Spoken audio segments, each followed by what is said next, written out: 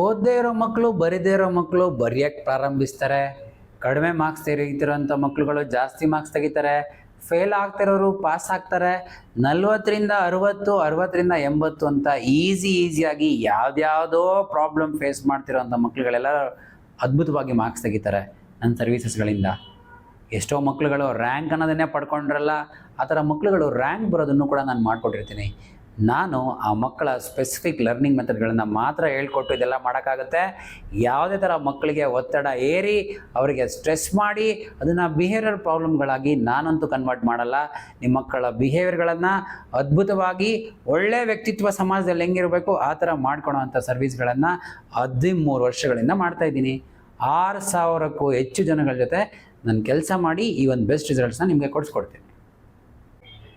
ಮಕ್ಕಳಿಗೆ ಕಾನ್ಸಂಟ್ರೇಷನ್ ಇಲ್ಲ, ಅವ್ರು ಬೇಗ ಅರ್ಥ ಮಾಡ್ಕೊಳಲ್ಲ, ನೆನಪಿನ ಶಕ್ತಿ ಇರಲ್ಲ, ಹೇಳಿದ ಮಾತುಗಳು ಕೇಳಿಸ್ಕೊಳಲ್ಲ, ಬೇರೆದೆಲ್ಲ ಫೋಕಸ್ ಮಾಡ್ತಾರೆ. ಇದಂತೂ ಎಲ್ಲ ಪೇರೆಂಟ್ಸ್ಗಳಿಗೂ ತುಂಬ ಬೇಜಾರಾಗಿರೋಂಥ ಒಂದು ಸಂಗತಿ ಆಗೋಗ್ಬಿಟ್ಟಿದೆ. ಕೆಲವೊಂದು ಸತಿ ಹೇಳ್ತಾರೆ ಟೀಚರ್ಸು, ನಿಮ್ಮ ಮಕ್ಕಳಿಗೆ ಹೇಗಿರುತ್ತೆ ಇಲ್ಲ ಅಂತ.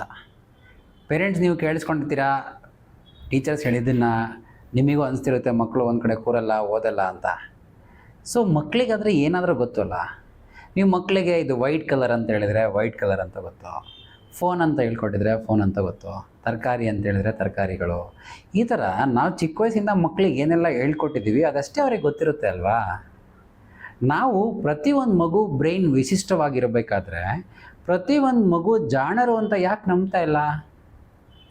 ಯಾಕೆ ಪ್ರತಿಯೊಂದು ಮಗು ಜಾಣರು ಅಂತ ನಾವು ನಂಬ್ತಾ ಇಲ್ಲ ಅಂದರೆ, ಮಗು ಜಾಣರು ಅಂತ ಯಾರೂ ಹೇಳೇ ಇಲ್ಲ. ನಾನು ಚಿಕ್ಕ ವಯಸ್ಸಿಂದ ನನ್ನ ಜಾಣ ಯಾರು ಅಂತ ಹೇಳಲೇ ಇಲ್ಲ. ಈ ವಿಡಿಯೋ ನೋಡ್ತಿರೋ ಅಂತ ನಿಮಗೂ ಕೂಡ ಯಾರು ಜಾಣರು ಅಂತ ಹೇಳಲೇ ಇಲ್ಲ. ಆ ಕಾರಣಕ್ಕೋಸ್ಕರ ಮಕ್ಕಳುಗಳನ್ನು ಜಾಣರು ಅಂತ ನಾವು ಒಪ್ಕೊಳ್ತಾನೇ ಇಲ್ಲ. ಇದೇ ಸೈಕಾಲಜಿ ರೀ. ಆ ಕಾರಣಕ್ಕೋಸ್ಕರ ನಾವು ಹೇಳ್ತೀವಿ ನಮ್ಮ 13 ವರ್ಷ ರಿಸರ್ಚಿಂದ ಎಲ್ಲ ಮಕ್ಕಳು ಜಾಣರೇ, ಎಲ್ಲ ಮಕ್ಕಳು ಅತಿ ಉತ್ತಮರೇ.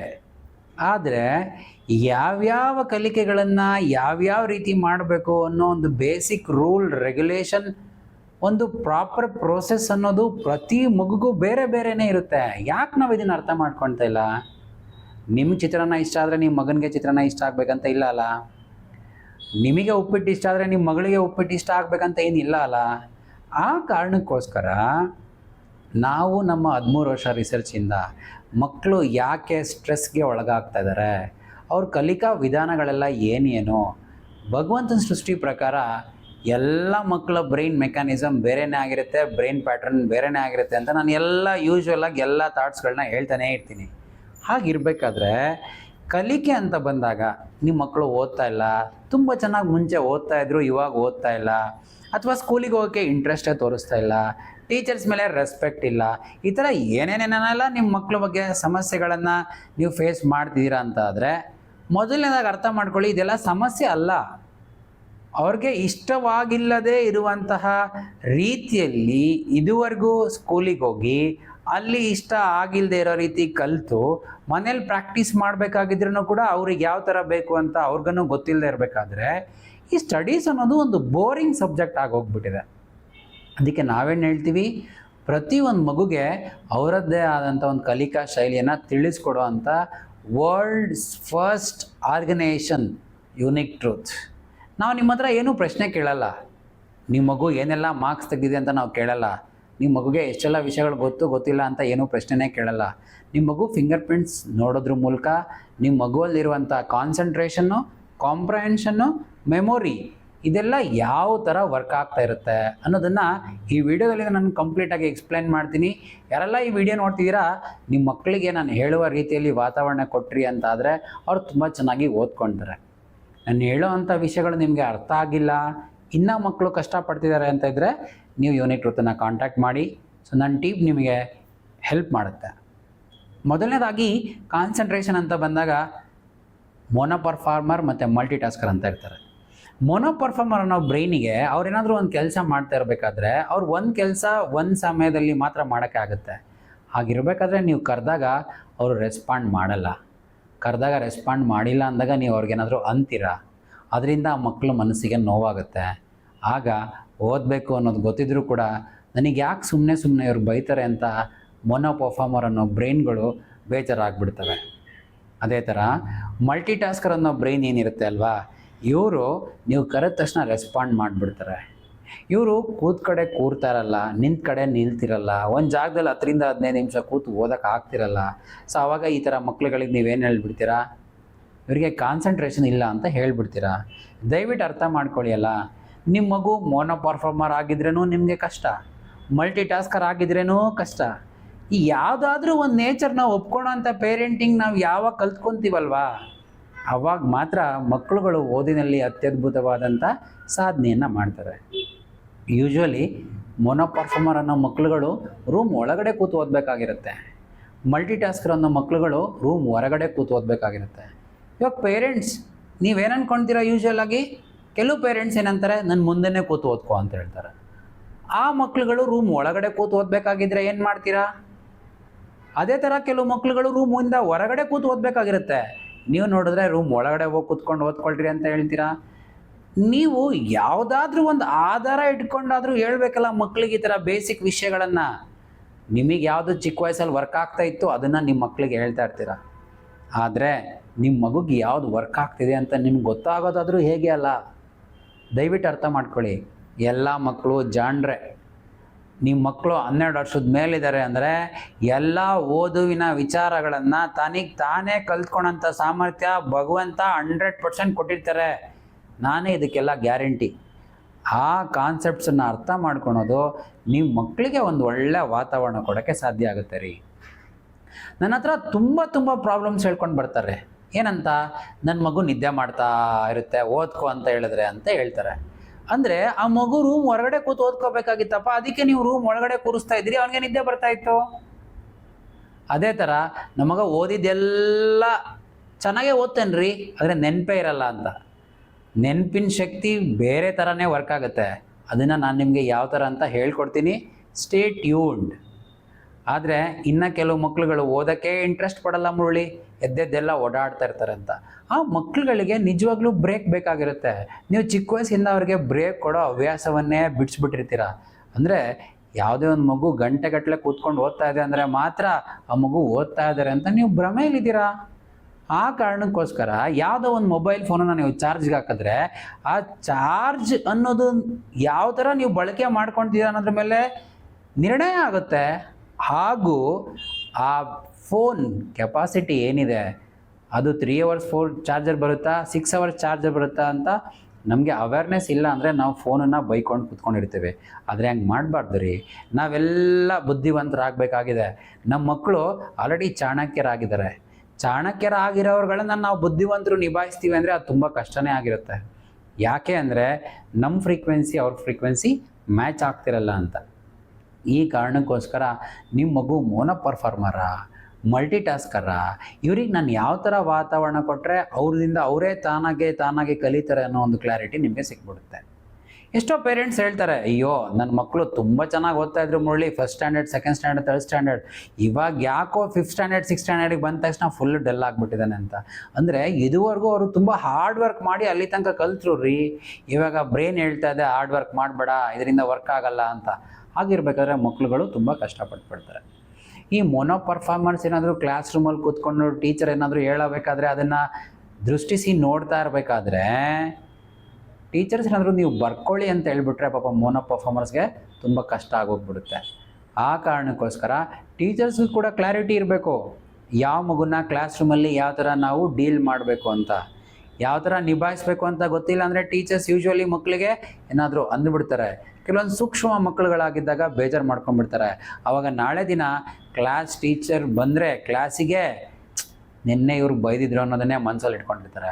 ನೀವೆಲ್ಲ ದೊಡ್ಡವರಾಗಿರ್ತೀರ, ನಿಮ್ಮ ಹಸ್ಬೆಂಡ್ ಇರ್ತಾರೆ, ನಿಮ್ಮ ಮಕ್ಳು ಇರ್ತಾರೆ, ಯಾರೋ ನಿಮಗೇನೋ ಹೇಳಿದ್ದೆಲ್ಲ ನಿಮ್ಮ ಮನಸ್ಸಲ್ಲಿ ಯಾವಾಗಲೂ ಗುಮ್ ಅಂತ ನಿಮಗೆ ಡಿಸ್ಟರ್ಬ್ ಮಾಡ್ತಾನೆ ತಾನೇ. ಆಗಿರಬೇಕಾದ್ರೆ ಟೀಚರ್ಸ್ ಕೂಡ ಇದನ್ನು ಅರ್ಥ ಮಾಡ್ಕೊಳ್ಬೇಕಾಗಿರೋ ಒಂದು ಸಬ್ಜೆಕ್ಟ್. ಯಾಕೆ ಅಂದರೆ ಬೆಳೆಯುವ ಸಿರಿ ಮೊಳಕೆಯಲ್ಲಿ ಅಂತ ಹೇಳಿದ್ದೀವಿ. ಇಂದಿನ ಮಕ್ಕಳೇ ಮುಂದಿನ ಫ್ಯೂಚರ್ ಅಂತ ಎಲ್ಲ ಹೇಳ್ಬಿಟ್ಟಿದ್ದೀವಿ. ಆದರೆ ನಮಗೆ ಗೊತ್ತಿಲ್ಲದೆ ಮಕ್ಕಳ ಸೈಕಾಲಜಿನ ಅರ್ಥ ಮಾಡ್ಕೊಳಕ್ಕಾಗದೆ, ಅವ್ರ ವ್ಯಕ್ತಿತ್ವಗಳನ್ನು, ಅವರಲ್ಲಿರುವಂಥ ನೇಚರ್ಗಳನ್ನು ಅರ್ಥ ಮಾಡ್ಕೊಳಕ್ಕಾಗದೆ ಅವ್ರನ್ನ ಡ್ಯಾಮೇಜ್ ಮಾಡ್ತಾ ಇದ್ದೀವಿ ಅಂದರೆ ಮಕ್ಕಳು ಬೇರೆ ಬೇರೆ ಹವ್ಯಾಸಗಳಲ್ಲಿ ನ್ಯಾಚುರಲ್ ಆಗಿ ತೊಡಗಿ ಬಿಡ್ತಾರೆ. ಆ ಕಾರಣಕ್ಕೋಸ್ಕರ ನೀವು ನಿಮ್ಮ ಮಗುನ ಅರ್ಥ ಮಾಡ್ಕೊಂಡಿಲ್ಲ ಅಂದರೆ ಜಗತ್ತು ನಿಮ್ಮ ಮಗುನ ಅರ್ಥ ಮಾಡ್ಕೊಳಕ್ಕೆ ಸಾಧ್ಯನೇ ಇಲ್ಲ.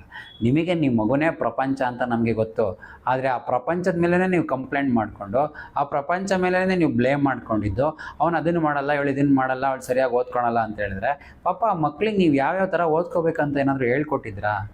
ಹೇಳ್ಕೊಟ್ಟಿಲ್ಲ. ಆ ಕಾರಣಕ್ಕೋಸ್ಕರ ಮಕ್ಕಳಿಗೆ ಇವತ್ತು ಓದಿನ ವಿಷಯ ಕಷ್ಟ ಆಗ್ತಿದೆ. ಎರಡನೇ ಕಾನ್ಸೆಪ್ಟ್ ಗ್ರಾಸ್ಪಿಂಗ್ ಸ್ಪೀಡ್ ಅಂತ, ಗ್ರಹಿಕಾ ಶಕ್ತಿ. ಅಡಿಕ್ವೇಟ್, ನಾರ್ಮಲ್ ಮತ್ತು ಎಕ್ಸಲೆಂಟ್ ಅಂತ ಇರುತ್ತೆ. ಈ ಅಡಿಕ್ವೇಟ್ ಇರೋ ಮಕ್ಕಳುಗಳು ಏನನ್ನ ನಾವು ಓದಿದ್ರೆ 3 ಸತಿ ಓದಬೇಕಾಗಿರುತ್ತೆ. ನಾರ್ಮಲ್ ಇರೋ ಮಕ್ಕಳು 2 ಸತಿ ಓದಬೇಕಾಗಿರುತ್ತೆ. ಎಕ್ಸಲೆಂಟ್ ಇರೋರು 1 ಸತಿ ಓದಬೇಕಾಗಿರುತ್ತೆ. ಆದರೆ ಯೂಶ್ವಲ್ ಆಗಿ ಯಾವೆಲ್ಲ ಮಕ್ಕಳುಗಳು ಅಡಿಕ್ವೇಟ್ ಮತ್ತು ನಾರ್ಮಲಲ್ಲಿ ಇರ್ತಾರೆ, ಗ್ರಾಸ್ಪಿಂಗ್ ಸ್ಪೀಡು, ಈ ಥರ ಮಕ್ಕಳುಗಳು ತನ್ನನ್ನು ತಾನು ಬೇರೆ ಬುದ್ಧಿವಂತ ಮಕ್ಕಳುಗಳಿಗೆ ಕಂಪೇರ್ ಮಾಡಿಕೊಂಡು ಜೀವನದಲ್ಲಿ ಕಷ್ಟಪಡ್ತಾ ಇರ್ತಾರೆ. ಅವ್ರಿಗೆ ಇನ್ಫಿಯಾರಿಟಿ ಕಾಂಪ್ಲೆಕ್ಸ್ ಸ್ಟಾರ್ಟ್ ಆಗಿ ಅವ್ರ ಮೇಲೆ ಅವ್ರಿಗೆ ಕಾನ್ಫಿಡೆನ್ಸ್ ಕಡಿಮೆ ಆಗಿ ಕೂತಾಗೆಲ್ಲ ಇನ್ನೊಬ್ಬರೇ ಬೆಸ್ಟ್ ಅಂತ ಅಂದ್ಕೊಂಡು ಅವ್ರ ಲೈಫಲ್ಲಿ ಕಷ್ಟಪಡ್ತಾ ಇರ್ತಾರೆ. ಸೊ ಈ ಥರ ಅಡಿಕ್ವೇಟ್, ನಾರ್ಮಲ್ ಇರೋಂಥ ಮಕ್ಕಳುಗಳಿಗೆ ನಾನು ಹೆಂಗೆ ವಾತಾವರಣ ಕೊಡಬೇಕು? ಅಡಿಕ್ವೇಟ್ ಇರೋ ಮಗು ಅಂತ ಅಂದ್ಕೊಳ್ರಪ್ಪ, ನೀವು ಯಾವಾಗಲೂ ಏನೇ ಹೇಳ್ಕೊಡ್ಬೇಕಾದ್ರೆ ನಗ್ನಗ್ತಾ ಹೇಳ್ಕೊಡ್ಬೇಕು. ಮಗು ಒಂದೇ ಕೂತಿದ್ದಾಗ ನೀವು ಹೇಳ್ಕೊಡ್ಬೇಕು. ಆದರೆ ಚಿಕ್ಕ ವಯಸ್ಸಿಂದ ನೀವು ಅಜ್ಜನ ಮುಂದೆ ಹೇಳ್ಕೊಟ್ರಿ, ಅಜ್ಜಿ ಮುಂದೆ ಹೇಳ್ಕೊಟ್ರಿ, ಹಸ್ಬೆಂಡ್ ಮುಂದೆ ಹೇಳ್ಕೊಟ್ರಿ, ಅಣ್ಣ ತಂಗಿ ಮುಂದೆನೂ ಹೇಳ್ಕೊಟ್ರಿ, ಅಲ್ಲಿಂದ ವ್ಯಕ್ತಿತ್ವ ಸ್ವಲ್ಪ ಡ್ಯಾಮೇಜ್ ಆಗಿದೆ ಅಲ್ವಾ? ಈ ವ್ಯಕ್ತಿತ್ವ ಡ್ಯಾಮೇಜ್ ಆಗಿರೋದನ್ನ ಸರಿ ಮಾಡ್ಕೊಳೋದಾದ್ರೂ ಹೇಗೆ? ವ್ಯಕ್ತಿತ್ವ ಡ್ಯಾಮೇಜ್ ಆಗಿರೋದನ್ನ ಸರಿ ಮಾಡ್ಕೊಂಡಿಲ್ಲ ಅಂತ ಹೇಳಿದ್ರೆ ಕಾನ್ಫಿಡೆನ್ಸ್ ಫೀಲಿಂಗ್ ಆದರೂ ಮಗುಗೆ ಯಾವ ಥರ ಬರುತ್ತೆ? ಇನ್ನು ನೀವು ಸೈಕಾಲಜಿಕಲಿ ಥಿಂಕ್ ಮಾಡೋಕ್ಕೆ ಸಾಧ್ಯ ಇಲ್ಲಲ್ಲ, ಬಿಕಾಸ್ ನಿಮಗೆ ಸೈಕಾಲಜಿ ಬಗ್ಗೆ ಏನೂ ಅವೇರ್ನೆಸ್ ಇಲ್ಲ. ಅದಷ್ಟೇ ಕಾರಣ. ಆ ಕಾರಣಕ್ಕೋಸ್ಕರ ನಾರ್ಮಲ್ ಇರೋವಂಥ ಮಕ್ಳುಗಳು ಯಾವ ಥರ ಓದಬೇಕು, ಇವ್ರಿಗೆ ಡೈಲಿ ನಾವು ಪುಷ್ ಕೊಡಬೇಕಾಗತ್ತೆ. ಓದ್ಕೋ, ಬರ್ಕೋ ಅಂತ ಹೇಳ್ಬೇಕಾಗಿರುತ್ತೆ. ಎಷ್ಟೋ ಪೇರೆಂಟ್ಸ್ ಏನು ಮಾಡ್ತಾರೆ, ಮಕ್ಕಳನ್ನ ಇಂಡಿಪೆಂಡೆಂಟ್ ಮಾಡಬೇಕು, ಅವರೇ ಓದ್ಕೋಬೇಕು, ಅವರೇ ಬರ್ಕೋಬೇಕು, ನಮ್ಮ ಹತ್ರ ಹೇಳಿಸ್ಕೊಂಡ್ಲೇಬಾರ್ದು ಅನ್ನೋ ದೊಡ್ಡ ಥಾಟ್ನ ಮೈಂಡಲ್ಲಿ ಸೆಟ್ ಮಾಡ್ಕೊಂಡ್ಬಿಟ್ಟಿರ್ತೀರ. ಅದಕ್ಕೆ ಮಕ್ಕಳು ಯಾವಾಗ ತನಗೆ ತಾನೇ ಕೆಲಸ ಮಾಡಲ್ಲ, ಆವಾಗ ನೀವು ಅವ್ರಿಗೆ ಬೈಯೋಕ್ಕೆ ಇನ್ನೊಂದೇನೋ ಮಾಡೋಕ್ಕೆ ಸ್ಟಾರ್ಟ್ ಮಾಡಿಬಿಡ್ತೀರ. ದಯವಿಟ್ಟು ಅರ್ಥ ಮಾಡ್ಕೊಳ್ಳಿ, ನನ್ನ ಗ್ರಾಸ್ಪಿಂಗ್ ಸ್ಪೀಡ್, ನನ್ನ ಗ್ರಹಿಕಾ ಶೈಲಿ ಕೂಡ ನಾರ್ಮಲ್ಲೇ ಇರೋದು.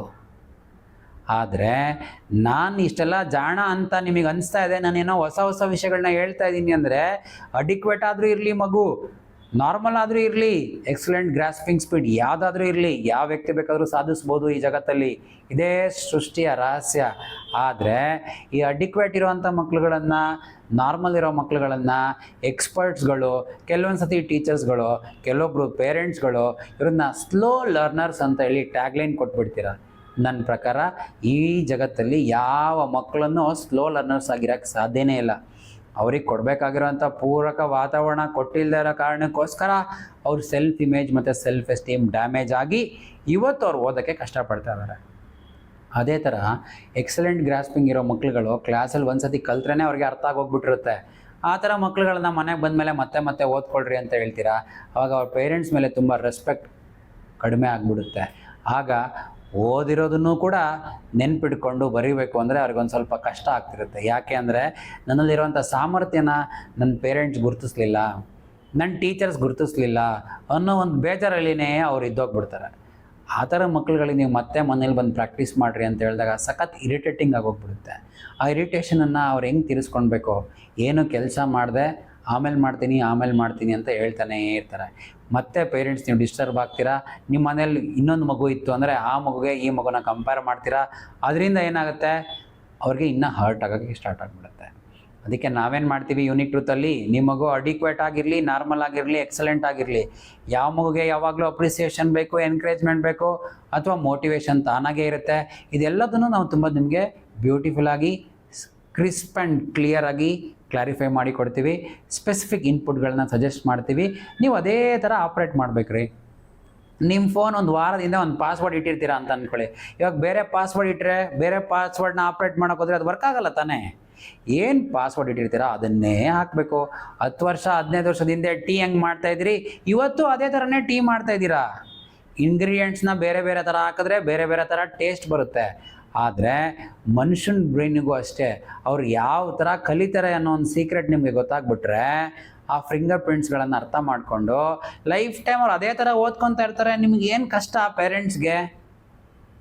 ನಿಮಗೇನು ಕಷ್ಟ ಅಂದರೆ ಸುಮ್ಮನೆ ಯಾವಾಗಲೂ ಅವ್ರು ಓದ್ಕೊಳ್ತಾನೇ ಇರಬೇಕು. ಪಾಪ ಅವ್ರಿಗೆ ಓದ್ಕೊಳೋ ಮೆಥಡ್ ಗೊತ್ತಿಲ್ಲ, ನೀವು ನಿಮ್ಮೆಲ್ಲ ಕೆಲಸಗಳನ್ನು ಬಿಟ್ಟು ಎಷ್ಟೋ ಜನ ಕೆಲಸಕ್ಕೆ ಹೋಗ್ತಿರ್ತೀರಿ, ಎಲ್ಲ ಆಫ್ ಮಾಡಿಕೊಂಡು ಮಕ್ಕಳಿಗೋಸ್ಕರ ಮನೇಲಿ ಕೂತ್ಕೊಂಡಿರ್ತೀರಿ. ಈ ಥರ ಎಲ್ಲ ಬೇಕಾಗಿಲ್ಲಪ್ಪ. ನೀವು ಇನ್ವೆಸ್ಟ್ಮೆಂಟ್ ಮಾಡ್ತಿರೋಂಥ ದುಡ್ಡು ಶಾಲೆಗಳಲ್ಲಿ ಅಥವಾ ಕಾಲೇಜ್ಗಳಲ್ಲಿ ಎಷ್ಟೋಕೊಂದು ಮಾಡಿರ್ತೀರ, ಆದರೆ ಇವತ್ತು ಫಲ ಸಿಗ್ತಾ ಇಲ್ಲ ಅಂತಿರಬೇಕಾದ್ರೆ ಮತ್ತೆ ಇನ್ನೇನೋ ರೀತಿಯಲ್ಲಿ ಸಿಗುತ್ತೆ ಅಂತ ನಾನು ನಿಮಗೆ ಕನ್ಕ್ಲೂಡ್ ಮಾಡಿ 100% ರಿಸಲ್ಟ್ ಗ್ಯಾರಂಟಿ ಕೊಟ್ಟಿರಬೇಕಾದ್ರೆ ವೈ ಕಾಂಟ್ ಯು ಟೆಸ್ಟ್? ಆದರೆ ಟ್ರುತ್ ಏನು ಗೊತ್ತಾ, ಯಾವ ಪೇರೆಂಟ್ಸ್ಗೆ ಸುಖ ಶಾಂತಿ ನೆಮ್ಮದಿ ಬೇಕಾಗಿರುತ್ತೆ ಅವ್ರು ಮಾತ್ರ ನಮ್ಮನ್ನು ಹುಡುಕೊಂಡು ಬರ್ತಾರೆ. ಯಾರಿಗೆ ಕಷ್ಟನೇ ಬೇಕು, ದುಃಖನೇ ಬೇಕು, ನೋವೇ ಬೇಕು, ಅವ್ರುಗಳು ಈ ವಿಡಿಯೋ ನೋಡಿದ್ರು ಕೂಡ ಏನೂ ಅಪ್ಲೈ ಮಾಡ್ಕೊಳಲ್ಲ. Because it is a psychology. ಆ ಕಾರಣಕ್ಕೋಸ್ಕರ ನೀವೇನಾದರೂ ನಿಮ್ಮ ಆಲೋಚನೆ ಬದಲಾಯಿಸ್ಕೊಂಡ್ರಿ ಅಂತ ಅಂದ್ಕೊಳ್ಳಿ, ನಮ್ಮ ಲೈಫ್ ತುಂಬ ಸುಖಮಯವಾಗಿರಬೇಕು, ನಮ್ಮ ಮಕ್ಕಳ ಲೈಫಿಗೆ ನಾವೆಲ್ಲ ಒಳ್ಳೆಯದನ್ನೇ ಕೊಡಬೇಕು ಅನ್ನೋ ಕಾನ್ಷಿಯಸ್ ಥಾಟ್ ಯಾವಾಗ ಕ್ರಿಯೇಟ್ ಆಗುತ್ತೆ ಆವಾಗ ನೀವು ಸರಿಯಾದ ಎಫರ್ಟ್ಗಳನ್ನು ಹಾಕ್ತೀರಾ. ನೀವೆಲ್ಲ ಎಫರ್ಟ್ಗಳನ್ನ ಹಾಕ್ತಿದ್ದೀರಾ, ಇನ್ವೆಸ್ಟ್ಮೆಂಟ್ಗಳನ್ನ ಮಾಡ್ತಾಯಿದ್ದೀರಾ, ನಾನು ಇಲ್ಲ ಅಂತ ಹೇಳಿಲ್ಲ. ನೀವು ಬೆಳಗ್ಗಿಂದ ರಾತ್ರಿ ತನಕ ದುಡಿಯೋದೆಲ್ಲ ನಿಮ್ಮ ಮಕ್ಕಳಿಗೆ ಅಂತ ನಿಮಗೆ ಗೊತ್ತಿದೆ. ಆದರೆ ಸರಿಯಾದ ಎಫರ್ಟ್ನ ಹಾಕುವ ರೀತಿಗಳನ್ನು ನೀವು ಹೇಳ್ಕೊಟ್ಟಿದ್ದೀರಾ, ಅದು ನಿಮಗೆ ಗೊತ್ತಿಲ್ಲ.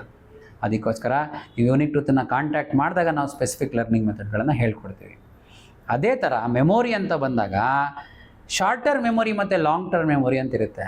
ಯಾವಾಗ ಒಂದು ಮಗು ಬೇರೆಯವರು ಓದುವ ರೀತಿಗಳನ್ನು ತನಗೇ ಗೊತ್ತಿಲ್ಲದೆ ಫಾಲೋ ಮಾಡ್ತಾ ಇರುತ್ತೆ, ಆವಾಗ ಓದಿದ್ದೆಲ್ಲ 24 ಗಂಟೆ ಅಥವಾ 48 ಗಂಟೆ ಒಳಗಡೆ ಇದ್ದು ಅದೆಲ್ಲ ಮರ್ತೋಗ್ಬಿಡುತ್ತೆ. ಆ ಕಾರಣಕ್ಕೋಸ್ಕರ ಲಾಂಗ್ ಟರ್ಮ್ ಮೆಮೊರಿ ಅನ್ನೋದು ಯಾವ ಥರ ಫಾರ್ಮೇಷನ್ ಆಗುತ್ತೆ, ಪ್ರತಿಯೊಂದು ಮಗುವಿಗೆ ಅವರದ್ದೇ ಆದ ಕಲಿಕಾ ಶೈಲಿ ಇರುತ್ತೆ. ಅದು ಕೇಳಿಸ್ಕೊಂಡಾದರೂ ಕಲಿಬೋದು, ನೋಡಿ ಆದರೂ ಕಲಿಬೋದು, ಇಲ್ಲ ಮಾಡಿ ಆದರೂ ಕಲಿಬೋದು. ಅದಕ್ಕೆ ಹೇಳ್ತೀವಿ ನಾವು ಆಡಿಟರಿ, ವಿಜುವಲ್ ಮತ್ತು ಕೈನೆಸ್ಥೆಟಿಕ್ ಲರ್ನರ್ಸ್ ಅಂತ. ಈ ಪ್ರತಿಯೊಂದು ಮೆದುಳಿಯ ರಚನೆ ಅದನುಸಾರವಾಗಿ ಅವ್ರು ಕಲಿಯುವಂಥ ರೀತಿಗಳು ಬೇರೆ ಬೇರೆಯೇ ಇರುತ್ತೆ. ವಿಜುವಲ್ ಲರ್ನರ್ಸ್ ಅವ್ರು ಯಾವಾಗಲೂ ಕೂಡ ಮನಸ್ಸಲ್ಲೇ ಓದ್ಕೊಳ್ಬೇಕಾಗಿರುತ್ತೆ, ಸೈಲೆಂಟ್ ವಾತಾವರಣದಲ್ಲೇ ಓದ್ಕೋಬೇಕಾಗಿರುತ್ತೆ. ಈ ಥರ ಮಕ್ಕಳುಗಳಿಗೆ ನೀವು ಬಾಯ್ಬಿಟ್ಟು ಓದ್ಕೊಳ್ಳಿ ಅಂತ ಹೇಳಿದ್ರೆ ಬ್ರೈನ್ ನ್ಯಾಚುರಲಾಗಿ ಕನ್ಫ್ಯೂಷನ್ ಆಗುತ್ತೆ. ಬ್ಯಾಕ್ಗ್ರೌಂಡಲ್ಲಿ ಯಾರಾದರೂ ಮಾತಾಡ್ತಿದ್ದೀರಾ ಅಂದರೆ ಆ ಬ್ರೈನಿಗೆ ಕಂಪಲ್ಸರಿ ಡಿಸ್ಟ್ರಾಕ್ಷನ್ ಆಗೇ ಹೋಗ್ಬಿಡುತ್ತೆ. ಆಮೇಲೆ ಓದ್ತಿಲ್ಲ ಅಂತ ಮತ್ತೆ ನೀವು ಮಗುಗೆ ಬ್ಲೇಮ್ ಮಾಡ್ತೀರಿ ಅಲ್ವಾ. ಮಗುದೇನಾದರೂ ತಪ್ಪಿದೆಯಾ ಇಲ್ಲಿ? ನಿಮ್ಮದು ತಪ್ಪಿಲ್ಲ, ಮಗುದು ತಪ್ಪಿಲ್ಲ. ಆದರೆ ಯಾವ ಬ್ರೈನ್ ಯಾವ ಥರ ರಚನೆ ಆಗಿದೆ ಅನ್ನೋದನ್ನು ತಿಳ್ಕೊಳೋದೇ ಅವಶ್ಯಕವಾಗಿರುತ್ತೆ. ಅದೇ ಥರ ಆಡಿಟರಿ ಲರ್ನರ್ಸು ಎಲ್ಲ ಇಂಪಾರ್ಟೆಂಟ್ ವರ್ಡ್ಗಳನ್ನು ಪೆನ್ಸಿಲಲ್ಲಿ ಅಂಡರ್ಲೈನ್ ಮಾಡ್ಕೋಬೇಕು, ಬಾಯ್ಬಿಟ್ಟು ಓದ್ಕೋಬೇಕು. ಆದರೆ ಕೆಲವು ಶಾಲೆಗಳಲ್ಲಿ ಇವಾಗ ರೂಲ್ಸೇ ಆಗೋಗ್ಬಿಟ್ಟಿದೆ, ಎಲ್ಲದನ್ನು ಹೈಲೈಟರ್ನ ಯೂಸ್ ಮಾಡಬೇಕು, ಸ್ಕೆಚ್ ಪೆನ್ನ ಯೂಸ್ ಮಾಡಬೇಕು ಅಂತ. ಇದರಿಂದ ಆಡಿಟರಿ ಲರ್ನರ್ಸ್ಗೆ ಏನಾಗುತ್ತೆ, ಕೆಲವು ಇಂಪಾರ್ಟೆಂಟ್ ಪದಗಳು ಟೆಸ್ಟು ಎಕ್ಸಾಮ್ಸ್ಗಳಲ್ಲಿ ನೆನ್ಪು ಮಾಡ್ಕೊಂಡಾಗ ಮರ್ತೋಗ್ಬಿಡುತ್ತೆ. ಆವಾಗ ಮಕ್ಕಳು ತನಗೆ ತಾನೇ ಅಂದ್ಕೊಳ್ತಾರೆ ಏನಂತ, ನನಗೆ ಮೆಮೊರಿ ಕಡಿಮೆ ಇದೆ ಅಂತ. ಇನ್ನೊಬ್ರು ಯಾರೋ ರಿಕಲೆಕ್ಟ್ ಮಾಡ್ಕೊಳ್ತಾರಲ್ಲ ಅವ್ರ ಬಗ್ಗೆ ಏನನ್ಸುತ್ತೆ, ಅವ್ರು ಜಾಣರು, ನನ್ನ ದಡ್ರು ಅಂತೆಲ್ಲ ಅಂದ್ಕೊಳ್ತಾರೆ. ಇದೆಲ್ಲ ಮನಸ್ಸಿನ ಭಾವನೆಗಳು, ಪ್ರತಿನಿತ್ಯ ಆಗ್ತಾನೇ ಇದೆ. ಇದು ಅರ್ಥ ಆಗಬೇಕಾಗಿದೆ ಪೇರೆಂಟ್ಸ್ಗೆ. ಕೈನೆಸ್ಥೆಟಿಕ್ ಲರ್ನರ್ಸ್ ಹೆಂಗೆ, ಇವರೆಲ್ಲದನ್ನು ಬರ್ದುನೇ ಪ್ರಾಕ್ಟೀಸ್ ಮಾಡಬೇಕಾಗಿರುತ್ತೆ. ಇವರು ಓದಬೇಕಾದ್ರೆ ಕೈ ಕಾಲೆಲ್ಲ ಅಲ್ಲಾಡಿಸ್ತಾ ಇರ್ತಾರೆ. ಇವರು ವಾಕ್ ಮಾಡ್ತಾ ಓದಿದ್ರೆ ಮಾತ್ರ ಇವ್ರ ಹತ್ರ ಓದೋಂಥ ಕೆಪಾಸಿಟಿ ಇರುತ್ತೆ. ಬಿಕಾಸ್ ಅವ್ರ ನೇಚರೇ ಆ ಥರ ಇರುತ್ತೆ. ಈ ಥರ ಇರಬೇಕಾದ್ರೆ ಯಾವ ಮಗು ಯಾವ ಥರ ಕಲಿಕಾ ಶೈಲಿಯನ್ನು ಉಳ್ಳವರಾಗಿರುತ್ತಾರೆ ಅವರು ಅವರದ್ದೇ ಆದ ರೀತಿಯಲ್ಲಿ ಓದಿದಾಗ ಮಾತ್ರವೇ ಅದು ಲಾಂಗ್ ಟರ್ಮ್ ಮೆಮೊರಿಗೆ ಡೇಟಾ ಸ್ಟೋರ್ ಆಗುತ್ತೆ. ಆವಾಗ ಟೆಸ್ಟ್ ಎಕ್ಸಾಮ್ಸಲ್ಲಿ ಅವರು ಓದಿದ್ದನ್ನು ನೆನಪು ಮಾಡಿಕೊಂಡು ಬರೆಯೋಕ್ಕಾಗುತ್ತೆ. ಅದನ್ನು ಬಿಟ್ಟು ನಾವು ಮಕ್ಕಳುಗಳಿಗೆ ಅವ್ರು ಓದ್ತಾ ಇಲ್ಲ, ಬರಿತಾ ಇಲ್ಲ, ನಮ್ಮ ಮಾತು ಕೇಳ್ತಾ ಇಲ್ಲ ಅಂತ ಹೇಳಿದ್ರೆ ಯಾವ ಮಕ್ಕಳು ಕೂಡ ಅಪ್ಪ ಅಮ್ಮನ ಪ್ರೀತಿ ಮಾಡೋದಾಗಲಿ ಗೌರವದಿಂದ ಕಾಣೋದಾಗಲಿ ಆಗ್ತಿರಲ್ಲ. ಆ ಕಾರಣಕ್ಕೋಸ್ಕರ ನಿಮ್ಮ ಮಕ್ಕಳಲ್ಲಿ ಯಾವುದೇ ಒಂದು ಬಿಹೇವಿಯರಲ್ ಪ್ರಾಬ್ಲಮ್ಸ್ನ ನೀವು ನೋಡ್ತಾ ಇದ್ದೀರಾ ಅಂದರೆ ಅವರು ಚಿಕ್ಕ ವಯಸ್ಸಿಂದ ಓದಿನ ವಿಷಯದಲ್ಲಿ ಸ್ಟ್ರಗಲ್ ಮಾಡಿದ್ದಾರೆ ಅಂತ. ಸ್ಟ್ರಗಲ್ ಮಾಡಿ ಇವಾಗ ಅವ್ರಿಗೆ ಆ ಸಬ್ಜೆಕ್ಟ್ ಓದೋದಂದ್ರೇ ಬೋರಿಂಗ್ ಆಗೋಗ್ಬಿಟ್ಟಿದೆ. ಇದನ್ನೆಲ್ಲ ನಾವು ತಿದ್ಕೋಬೇಕಾಗಿದೆ. ಎಲ್ಲವೂ ಸಾಧ್ಯ ಇದೆ, ಸಮಯ ಬರಬೇಕು ಅಂತ ಹೇಳ್ತೀವಿ. ಸಮಯ ಇವಾಗ ಬಂದಾಗಿದೆ. ಈ ವಿಡಿಯೋನ ನೋಡ್ತಾ ಇದ್ದೀರಾ ಅಂದರೆ ನಿಮಗೆ ಸಮಯ ಬಂದಾಗ ಹೋಗಿದೆ ಅಂತ. ಇದಾದಮೇಲೂ ನೀವು ಸ್ಕಿಪ್ ಮಾಡ್ತೀರಾ ಅಂತ ಹೇಳಿದ್ರೆ ನಿಮ್ಮ ಮಕ್ಕಳು ಸ್ವಲ್ಪ ದುರ್ಬಲರಾಗ್ತಾ ಇರ್ತಾರೆ ಅಂತ. ಮಕ್ಕಳುಗಳ ಸಾಮರ್ಥ್ಯವೇ ಅವರ ಹುಟ್ಟು ಗುಣ. ಆ ಹುಟ್ಟು ಗುಣದ ರಚನೆಯ ಅನುಸಾರವಾಗಿ ಅವ್ರು ಓದ್ಕೊಳ್ತಾ ಇದ್ದಾಗ ಅವ್ರ ಸಾಮರ್ಥ್ಯಗಳು ಯಾವತ್ತೂ ಕೂಡ ಬಳಕೆ ಆಗ್ತಾ ಇರುತ್ತೆ, ದೌರ್ಬಲ್ಯಗಳಾಗಿ ಮಾರ್ಪಡುವುದೇ ಇಲ್ಲ. ವಿವೇಕಾನಂದ ಹೇಳಿರೋ ಪ್ರಕಾರ ಎಲ್ಲ ಶಕ್ತಿ ನಿನ್ನ ಒಳಗಡೆನೇ ಇದೆ, ನೀನು ಏನನ್ನ ಬೇಕಾದರೂ ಮಾಡ್ಬೋದು, ಯಾವಾಗ ಬೇಕಾದರೂ ಮಾಡ್ಬೋದು ಅಂತ ಹೇಳಿರ್ಬೇಕಾದ್ರೆ ನಾವು ಮಕ್ಕಳಲ್ಲಿ ನಿನ್ನ ಹತ್ರ ಸಾಮರ್ಥ್ಯ ಇದೆ ಅಂತ ಗುರುತಿಸೋದೇ ಇಲ್ಲ. ಅವರಲ್ಲಿರೋ ಮಿಸ್ಟೇಕ್ಸ್ಗಳನ್ನೇ ನಾವು ಫೋಕಸ್ ಮಾಡ್ತೀವಿ. ಇನ್ನು ಕೆಲವು ಪೇರೆಂಟ್ಸ್ ಹೇಳ್ತಾರೆ, ನನ್ನ ಮಗ ತುಂಬ ಚೆನ್ನಾಗಿ ಓದ್ತಾನೆ ಮುರಳಿ, ಓರಲ್ಲಿ ತುಂಬ ಸ್ಟ್ರಾಂಗ್ ಇದ್ದಾನೆ ಮುರಳಿ, ಆದರೆ ಬರೆಯಲ್ಲ ಅಂತ ಹೇಳ್ತೀರಾ. ಹಾಗಿರ್ಬೇಕಾದ್ರೆ ಏನೆಲ್ಲ ರೂಟ್ ಕಾಸ್ ಇರ್ಬೋದು? ನನ್ನ ಮಗ ಸ್ಪೆಲ್ಲಿಂಗ್ಗಳನ್ನ ಯಾವಾಗಲೂ ಮಿಸ್ಟೇಕ್ಸ್ ಮಾಡ್ತಾ ಇರ್ತಾನೆ ಮುರಳಿ, ಸ್ಪೆಲ್ಲಿಂಗ್ಗಳನ್ನ ಹೆಂಗೆ ಸರಿ ಮಾಡ್ಕೊಳೋದಂತಲೇ ಗೊತ್ತಾಗ್ತಿಲ್ಲ ಮುರಳಿ. ಈ ಥರನೂ ಪ್ರಶ್ನೆಗಳು ಇಟ್ಕೊಂಡು ಬರ್ತಾರೆ. ಕೆಲವು ಮಕ್ಳುಗಳು ಶಾಲೆಗೆ ಹೋಗ್ತೀವಿ ಒಂದಿನ ಅಂತಾರೆ, ಒಂದಿನ ಹೋಗಲ್ಲ ಅಂತ ಹೇಳ್ತಾರೆ. ಸೊ ಎಲ್ಲದರಿಂದನೂ ಒಂದು ರೂಟ್ ಕಾಸ್ ಇರಲೇಬೇಕಲ್ವಾ? ಎಲ್ಲೋ ಮಕ್ಕಳು ಸಮಸ್ಯೆಗಳನ್ನು ಫೇಸ್ ಮಾಡ್ತಾ ಇದ್ದಾರೆ ಅನ್ನೋದೇ ಸತ್ಯ ಆಗಿದೆ ಅಲ್ವಾ? ಇದುವರೆಗೂ ನಿಮ್ಗೆ ಯಾರೂ ಸೊಲ್ಯೂಷನ್ ಕೊಡೋರು ಇರಲಿಲ್ಲ ಅಲ್ಲ. ನೀವು ಅಂದ್ಕೊಂಡಿರ್ತೀರಾ ಇವಾಗ ಟ್ಯೂಷನಿಗೆ ಕಳಿಸಿದ್ರೆ ಸಖತ್ತಾಗಿ ಓದ್ತಾರೆ ಅಂತ. ಟ್ಯೂಷನಿಗೆ ಕಳಿಸಿ ಓದಿರೋಂಥ ಮಕ್ಳುಗಳು ಇದ್ದಾವೆ ಅಲ್ವಾ? ಯಾವ ಮಕ್ಕಳು ಟ್ಯೂಷನಿಗೆ ಕಳಿಸಿದ್ರೆ ಓದ್ತಾರೆ, ಯಾವ ಮಕ್ಕಳಿಗೆ ಟ್ಯೂಷನಿಗೆ ಕಳಿಸ್ಬಾರ್ದು ಅನ್ನೋದನ್ನು ನಾವು ಸ್ಪೆಸಿಫಿಕ್ ಆಗಿ ಹೇಳ್ಬಿಡ್ತೀವಿ. ಆಗಿರಬೇಕಾದ್ರೆ ತಂದೆ ಒಂದು ಫಿಲಾಸಫಿ ಹೇಳ್ತಾರೆ ಯಾವ ಥರ ಓದ್ಕೋಬೇಕು ಅಂತ, ತಾಯಿ ಒಂದು ಫಿಲಾಸಫಿ ಹೇಳ್ತಾರೆ ಯಾವ ಥರ ಓದ್ಕೋಬೇಕು ಅಂತ, ಮನೇಲಿ ಇನ್ನೊಂದು ಬೇರೆ ಯಾರಾದರೂ ಇದ್ದರೆ ಅವ್ರು ಹೇಳ್ತಾರೆ ಇನ್ನೊಂದು ಥರ ಓದ್ಕೋಬೇಕು ಅಂತ, ಟೀಚರ್ಸ್ ಇನ್ನೊಂದು ರೀತಿ ಹೇಳ್ಕೊಡ್ತಾರೆ. ಮಕ್ಳುಗಳಿಗೆ ಕನ್ಫ್ಯೂಷನ್ ಆಗ್ತಾಯಿದೆ ಅಂತ ನಿಮಗೆ ಅನಿಸ್ತಾ ಇಲ್ವಾ? ನಿಮ್ಗಿರೋದು ಒಂದು ಮಗುನೋ ಎರಡು ಮಗುನೋ, ಅವ್ರುಗಳಿಗೆ ಕನ್ಫ್ಯೂಷನಲ್ಲೇ ಬೆಳೆಸ್ತಾ ಹೋಗ್ತಾ ಇದ್ದರೆ ಕಾನ್ಫಿಡೆನ್ಸ್ ಎಲ್ಲಿಂದನಾದರೂ ಬರಬೇಕು ಅವರಿಗೆ. ಕಾನ್ಫಿಡೆನ್ಸ್ ಇದ್ದಾಗ ತಾನೇ ಎಲ್ಲದನ್ನೂ ಸರಿಯಾಗಿ ಮಾಡ್ತಾರೆ. ಕಾನ್ಫಿಡೆನ್ಸ್ನ ಕ್ರಿಯೇಟ್ ಮಾಡೋದಷ್ಟೇ ಪೇರೆಂಟಿಂಗ್. ಇದು ನಾನು ನಿಮಗೆ ಹೇಳ್ಕೊಡ್ತಿರೋ ಅಂಥ ಒಂದು ಅದ್ಭುತವಾದ ವಿಚಾರ. ಪೇರೆಂಟಿಂಗ್ ಅಂದರೆ ಜಗತ್ತಲ್ಲಿ ಎಲ್ಲರೂ ಏನೇನೋ ಅಂದ್ಕೊಂಡ್ಬಿಟ್ಟಿದ್ದಾರೆ. ಎಲ್ಲ ಮಕ್ಕಳನ್ನು ಬಾರ್ನ್ ಎನಫ್, ಎಲ್ಲ ಅವ್ರ ಹತ್ರ ಇದೆ, ನಾವೇನೂ ಹೇಳ್ಕೊಡ್ಬೇಕಾಗಿಲ್ಲ. ಆದರೆ ನಾವು ಕೊಡೋ ವಾತಾವರಣದಿಂದ, ಸ್ಪೆಸಿಫಿಕ್ ವಾತಾವರಣ ಕೊಡೋದ್ರಿಂದ ಆ ಬ್ರೈನ್ಗೆ ಕಾನ್ಫಿಡೆನ್ಸ್ ಬಿಲ್ಡ್ ಆಗುತ್ತೆ. ಲೈಫಲ್ಲಿ ಎಲ್ಲವನ್ನೂ ಮಾಡಲು ಸಾಧ್ಯವಿದೆ ಅಂತ ಅವ್ರು ನಂಬ್ತಾರೆ. ಆ ಕಾರಣಕ್ಕೋಸ್ಕರ ನೀವು ಪೇರೆಂಟ್ಸ್ ಓದಿರಿ, ಓದಿಲ್ಲದೆ ಇರಿ, ತುಂಬ ಬುದ್ಧಿವಂತರಾಗಿರಿ, ಡಿಗ್ರಿ ಮಾಡಿರಿ, ಬಿಸ್ನೆಸ್ ಓನರ್ಸ್ ಆಗಿರಿ, ಅಥವಾ ಯಾವುದೇ ಕ್ಯಾಟಗರಿ ಇಂಡಿವಿಜುವಲ್ ಆಗಿರಿ, ನೀವು ನಿಮ್ಮ ಧರ್ಮ, ನಿಮ್ಮ ಜವಾಬ್ದಾರಿ ನಿಮ್ಮ ಮಗುವಿನಲ್ಲಿ ಕಾನ್ಫಿಡೆನ್ಸ್ ಬಿಲ್ಡ್ ಮಾಡೋದಾಗಿರುತ್ತೆ ಅಷ್ಟೇ. ಅದಾದಮೇಲೆ ಅವ್ರ ಜೀವನವನ್ನು ಅವ್ರು ರೂಪಿಸ್ಕೊತಾರೆ. ಎಲ್ಲರೂ ಯೂಶ್ವಲಾಗಿ ಸ್ಲೋಗನ್ಸ್ ಎಲ್ಲ ಹೇಳ್ಬಿಡ್ತಾರೆ ಇನ್ಸ್ಟಾಗ್ರಾಮು, ಫೇಸ್ಬುಕ್ಕು, ವಾಟ್ಸಪ್ಪಲ್ಲೆಲ್ಲ. ನಿಮ್ಮ ಮಕ್ಕಳುಗಳಿಗೆ ಆಸ್ತಿ ಮಾಡಬೇಡಿ, ನಿಮ್ಮ ಮಕ್ಕಳನ್ನೇ ಆಸ್ತಿಯನ್ನಾಗಿ ಮಾಡಿರಿ ಅಂತ. ಯಾವ ಥರ ಮಾಡೋದು ಅಂತ ಒಬ್ಬರಾದರೂ ಸ್ಪೆಸಿಫಿಕ್ಕಾಗಿ ಹೇಳ್ಕೊಟ್ರಾ? ನೀವು ಅಂದ್ಕೊಂಡ್ಬಿಟ್ಟಿದ್ದೀರಾ ಇಲ್ಲ ನಾವು ಮಕ್ಕಳನ್ನೇ ಆಸ್ತಿ ಮಾಡ್ತೀವಿ ಅಂತ. ಮಕ್ಕಳನ್ನೇ ಆಸ್ತಿ ಮಾಡಬೇಕಾಗಿದ್ದರೆ ನೀವು ಅರ್ಲಿ 6 ಇಯರ್ಸ್ ಒಳಗಡೆ, ಅರ್ಲಿ 12 ಇಯರ್ಸ್ ಒಳಗಡೆ, ಅರ್ಲಿ 18 ಇಯರ್ಸ್ ಒಳಗಡೆ ಯಾವ ಥರ ಸರಿಯಾದ ವಾತಾವರಣ ನಿಮ್ಮ ಮಗುವಿಗೆ ಕೊಟ್ಟಿದ್ದೀರಾ ಅದು ಮಾತ್ರ ನಿಮ್ಮ ಮಕ್ಕಳುಗಳನ್ನು ಆಸ್ತಿಯನ್ನಾಗಿ ಮಾಡುತ್ತೆ ವಿನಃ ಯಾವುದೋ ಭ್ರಮೆಯ ಆಲೋಚನೆಗಳು ಅಥವಾ ವಿಚಾರಗಳು ನಿಮ್ಮ ಮಕ್ಕಳಲ್ಲಿ ಯಾವುದೇ ಥರ ಬದಲಾವಣೆ ತಗೊಳ್ಳಲ್ಲ. ಯಾರೋ ಬಂದು ನಿಮ್ಮ ಜೀವನನ ಬದಲಾಯಿಸ್ತಾರೆ ಅಥವಾ ನಿಮ್ಮ ಮಕ್ಕಳೇ ಅವ್ರ ಜೀವನ ಬದಲಾಯಿಸ್ಕೊಬಿಡ್ತಾರೆ ಅಂದರೆ ಅದು ಪರ್ಸೆಂಟೇಜ್ ತುಂಬ ಕಡಿಮೆ ಇದೆ. ಆಮೇಲೆ ನೋವು ಮಾಡಿಕೊಂಡು ಬೇಜಾರು ಮಾಡ್ಕೊಂಡು ಕಷ್ಟಪಡೋ ಅವಶ್ಯಕತೆ ಇಲ್ಲ. ಇವತ್ತಿಂದ ನಾನು ಎಲ್ಲ ಪೇರೆಂಟ್ಸ್ಗೆ ಸಜೆಸ್ಟ್ ಮಾಡ್ತೀನಿ, ಯಾವ ಮಗು ಮೇಲೂ ನೀವು ಕಂಪ್ಲೇಂಟ್ ಮಾಡೋದು, ಬ್ಲೇಮ್ ಮಾಡೋದನ್ನ ಬಿಟ್ಬಿಡಿ. ನೀವು ನನ್ನ ಹತ್ರ ಬರದೇ ಇದ್ರೂ ರಿಸಲ್ಟ್ಸ್ ನಿಮಗೆ 100% ಸಿಕ್ಬಿಡುತ್ತೆ. ಆದರೆ ಯಾವಾಗ ತಂದೆ ತಾಯಿ ಇಬ್ಬರಲ್ಲೊಬ್ಬರು ಭಯ ಆತಂಕದಿಂದ ಇರ್ತೀರಾ ಆವಾಗ ನಿಮ್ಮ ಮಕ್ಕಳಿಗೆ ಯಾವಾಗ ಕಂಪ್ಲೇಂಟ್, ಬ್ಲೇಮಿಂಗ್, ಪನಿಷ್ಮೆಂಟ್ ಅಥವಾ ಡಿಫ್ರೆಂಟ್ ವರ್ಡ್ಸ್ಗಳಲ್ಲಿ ಅವ್ರ ಹತ್ರ ಮಾತಾಡೋಕ್ಕೆ ಸ್ಟಾರ್ಟ್ ಮಾಡಿಬಿಡ್ತೀರಾ ಅದರಿಂದ ಅವ್ರ ಮನಸ್ಸಿಗೆ ನೋವಾಗ್ಬಿಡುತ್ತೆ. ಮನಸ್ಸಿಗೆ ನೋವಾದಾಗ ನೀವೇ ಅಡುಗೆ ಚೆನ್ನಾಗಿ ಮಾಡಲ್ಲ, ನೀವೇ ಕರೆಕ್ಟಾಗಿ ಪಾತ್ರೆ ಬೆಳಗಲ್ಲ, ಅಥವಾ ಯಾರನ್ನೋ ಒಬ್ರನ್ನ ಸರಿಯಾಗಿ ಮಾತಾಡ್ಸೋದೇ ಇಲ್ಲ. ಆಗಿರಬೇಕಾದ್ರೆ ಮಕ್ಕಳುಗಳಿಗೂ ಒಂದು ಮನಸ್ಸಿದೆ, ಹೃದಯ ಇದೆ ಅಂತ ನಾವು ಅರ್ಥ ಮಾಡ್ಕೊಳೋದ್ರ ಮೂಲಕ ಮಕ್ಕಳಿಗೆ ಕೊಡಬೇಕಾಗಿರೋ ವಾತಾವರಣನ ಕೊಟ್ಟರೆ ಅವ್ರು ಓದಿನ ವಿಷಯದಲ್ಲಿ ಅದ್ಭುತವಾಗಿ ಪರ್ಫಾರ್ಮೆನ್ಸ್ ಮಾಡ್ತಾರೆ ಅಂತ ನಾನು ಹೇಳ್ತಾ ಇದ್ದೀನಿ. ಕೊನೆಯದಾಗ ಒಂದು ಸ್ಟೇಟ್ಮೆಂಟ್ ಹೇಳ್ತೀನಿ ಕೇಳಿಸ್ಕೊಳ್ಳಿ. ಎಲ್ಲ ಮಕ್ಕಳು ಜಾಣ್ರೆ, ಎಲ್ಲ ಮಕ್ಕಳು ಏಕಾಗ್ರತೆಯಿಂದ ಹುಟ್ಟಿದ್ದಾರೆ, ಎಲ್ಲ ಮಕ್ಕಳಿಗೂ ಗ್ರಹಿಸ್ಕೊಳೋಂಥ ಶಕ್ತಿ ಇದೆ, ಎಲ್ಲ ಮಕ್ಕಳಿಗೂ ನೆನಪಿನ ಶಕ್ತಿ ಇದೆ. ಯಾರೋ ನಿಮ್ಮ ಮಕ್ಕಳ ಹತ್ರ ಇದೆಲ್ಲ ಇಲ್ಲ ಅಂತ ಹೇಳ್ತಾ ಇದ್ದಾರೆ ಅಂದರೆ ಅವ್ರು ಎಕ್ಸ್ಪರ್ಟ್ಸ್ ಅಲ್ಲ. ಅವ್ರಿಗೆ ಪ್ರಾಬ್ಲಮ್ಸ್ ಅಷ್ಟೇ ಮಾತಾಡೋಕ್ಕೆ ಬರುತ್ತೆ, ಅವ್ರಿಗೆ ಸೊಲ್ಯೂಷನ್ ಕೊಡೋಕ್ಕೆ ಬರಲ್ಲ ಅಂತ ಅಷ್ಟೇ ಅರ್ಥ. ನಾನು ಅವರಿಗೂ ಬೈತಾ ಇಲ್ಲ, ನಿಮಗೂ ನಾನೇನೋ ತಪ್ಪು ಮಾಡಿದ್ದೀರಾ ಅಂತ ಹೇಳ್ತಾ ಇಲ್ಲ. ದಯವಿಟ್ಟು ಅರ್ಥ ಮಾಡ್ಕೊಳ್ಳಿ. ಯಾರೆಲ್ಲ ಸೊಲ್ಯೂಷನ್ ಕೊಡ್ತಾರೆ ಅವ್ರ ಜೊತೆ ನಿಂತ್ಕೊಂಡು ಮಾತಾಡಿ, ಅವ್ರ ಹತ್ರ ಸೊಲ್ಯೂಷನ್ಗಳನ್ನ ತಗೊಳ್ಳಿ. ಭಯ ಹುಟ್ಟಿಸೋ ಅಂಥ ಮಾತುಗಳು, ನಿಮ್ಮ ಮಕ್ಕಳ ಬಗ್ಗೆ ತಪ್ಪಾಗಿ ಮಾತಾಡೋ ಅಂಥ ಯಾವುದೇ ಒಬ್ಬ ವ್ಯಕ್ತಿ ಇದ್ದರೆ ದಯವಿಟ್ಟು ಅರ್ಥ ಮಾಡ್ಕೊಳ್ಳಿ. ನೀವು ನಿಮ್ಮ ಮಗುವಿನ ಸ್ಟ್ರೆಂತ್ಗಳನ್ನು ಅರ್ಥ ಮಾಡ್ಕೊಳೋಕ್ಕೆ ಹಿಂದೆ ಉಳಿದಿದ್ದೀರಾ. ಅದಕ್ಕೆ ಬೇರೊಬ್ಬರು ಹೇಳೋ ಮಾತುಗಳಿಗೆ ಕಿವಿ ಕೊಟ್ಟು ಪ್ರತಿನಿತ್ಯ ನಿಮ್ಮ ಮಕ್ಕಳುಗಳ ಜೊತೆ ನೀವು ಬೇಜಾರಲ್ಲಿನೇ ಜೀವನ ಮಾಡ್ತಾಯಿದ್ದೀರಾ. ನಿಮ್ಮದು ಅಂತ ಒಂದು ಅದ್ಭುತವಾದ ಜೀವನ ಇದೆ, ನಿಮ್ಮ ಮಕ್ಕಳದು ಅಂತಲೂ ಒಂದು ಅದ್ಭುತವಾದ ಜೀವನ ಇದೆ. ಅವುಗಳನ್ನೆಲ್ಲ ತಿಳಿಸ್ಕೊಡೋಂಥ ರಿಸರ್ಚ್ನ ಯೂನಿಕ್ ಟ್ರೂತ್ ಮಾಡಿದೆ. ಆ ಕಾರಣಕ್ಕಾಗಿ ನೀವು ಒಮ್ಮೆ ಯೂನಿಕ್ ಟ್ರೂತನ್ನ ಬಂದು ಭೇಟಿ ಮಾಡಿ. ನಿಮ್ಮ ಮಗುವಿನ ಸಂಪೂರ್ಣ ಬೆಳವಣಿಗೆಗೆ ನಾವು ಜವಾಬ್ದಾರಿ ತೊಗೊಳ್ತೀವಿ. ಅವರಲ್ಲಿರೋ ಸಾಮರ್ಥ್ಯಗಳನ್ನೆಲ್ಲ ಕಂಡುಹಿಡ್ಕೊಂಡು ಅವರಲ್ಲಿರುವಂಥ ಸ್ಥೈರ್ಯತೆಯನ್ನು, ಅವರಲ್ಲಿರುವಂತಹ ಬೆಸ್ಟ್ ಕಾನ್ಫಿಡೆನ್ಸ್, ಕರೇಜಿಯಸ್ ಫೀಲಿಂಗ್ಸ್ಗಳನ್ನ ಯಾವ ಥರ ಎಕ್ಸ್ಪ್ಲೋರ್ ಮಾಡ್ಬೋದು ಅಂತ ನಾವು ನಿಮಗೆ 100% ಕ್ಲಾರಿಟಿ ಕೊಡ್ತೀವಿ. ಆಗಿರಬೇಕಾದ್ರೆ ಇದುವರೆಗೂ ನಿಮ್ಮೆಲ್ಲ ಪ್ರಯತ್ನಗಳು ಎಲ್ಲ ರೀತಿ ಆಗೋಗ್ಬಿಟ್ಟಿರುತ್ತೆ. ಪಾಪ ಇಲ್ಲಿ ಪೇರೆಂಟ್ಸ್ ಬರ್ತಾರೆ, ಆ ದೇವಸ್ಥಾನಕ್ಕೆ ಕರ್ಕೊಂಡೋಗಿದ್ದೆ, ಆ ಆರ್ಕೆ ಹೊತ್ಕೊಂಡಿದ್ದೆ, ಅವನಿಗೆ ಜಾಣ ಆಗಬೇಕಾಗಿತ್ತು, ಅವ್ನು ಅವಾಗ ಓದಬೇಕಾಗಿತ್ತು, ಎಲ್ಲೆಲ್ಲೋ ಹೋಗಿ IQ ಟೆಸ್ಟ್ ಎಲ್ಲ ಮಾಡಿಸ್ಬಿಟ್ಟಿದ್ದೀನಿ, 60 ಬಂದ್ಬಿಟ್ಟಿದೆ, 80 ಬಂದ್ಬಿಟ್ಟಿದೆ, IQನೇ ಇಲ್ಲ, ಈ ಥರ ಎಲ್ಲ ಎಕ್ಸ್ಪರ್ಟ್ಸ್ಗಳು ಹೇಳ್ತಾರೆ ಅಂತಾದಾಗ ನೀವು ಪೇರೆಂಟ್ಸ್ಗಳು ತುಂಬ ಪ್ಯಾನಿಕ್ ಆಗೋಗ್ಬಿಡ್ತೀರ. ಆ ಕಾರಣಕ್ಕೋಸ್ಕರ ನೀವು ಯಾರೇ ಆಗಿರಿ, ನಿಮ್ಮ ಮಗು ಯಾವುದೇ ಪೊಸಿಷನಲ್ಲಿ ಇವಾಗ ಇರಲಿ, ಯೂನಿಕ್ ಟ್ರೂತಿಗೆ ಒಮ್ಮೆ ಬನ್ನಿ, ನಿಮ್ಮ ಮಗು ಸಾಮರ್ಥ್ಯವನ್ನು ಸಂಪೂರ್ಣವಾಗಿ ತಿಳ್ಕೊಳ್ಳಿ, ಅದ್ರ ಪ್ರಕಾರ ಪೇರೆಂಟಿಂಗ್ ಮಾಡಿ ನಿಮ್ಮ ಮಗುವಿನ ಉಜ್ವಲವಾದ ಭವಿಷ್ಯವನ್ನು ನೀವು ಮಾತ್ರ, ಪೇರೆಂಟ್ಸ್ ಮಾತ್ರ ರೂಪಿಸಲು ಸಾಧ್ಯ ಅಂತ ನಾನು ಹೇಳ್ತೀನಿ. ಆ ಕಾರಣಕ್ಕೋಸ್ಕರ ಯಾವಾಗಲೂ ಸಂತೋಷವಾಗಿರಿ, ಯಾವಾಗಲೂ ಧೈರ್ಯವಾಗಿರಿ. ಆಗ ಮಾತ್ರ ನೀವು ಉತ್ತಮವಾದ ನಿರ್ಧಾರಗಳನ್ನು ತೊಗೊಳಕ್ಕಾಗತ್ತೆ, ಎಲ್ಲರಲ್ಲಿಯೂ ಸಾಮರ್ಥ್ಯಗಳನ್ನು ಗುರುತಿಸೋಕ್ಕೆ ಸಾಧ್ಯ ಇದೆ. Jai Gurudev. Thank you so much.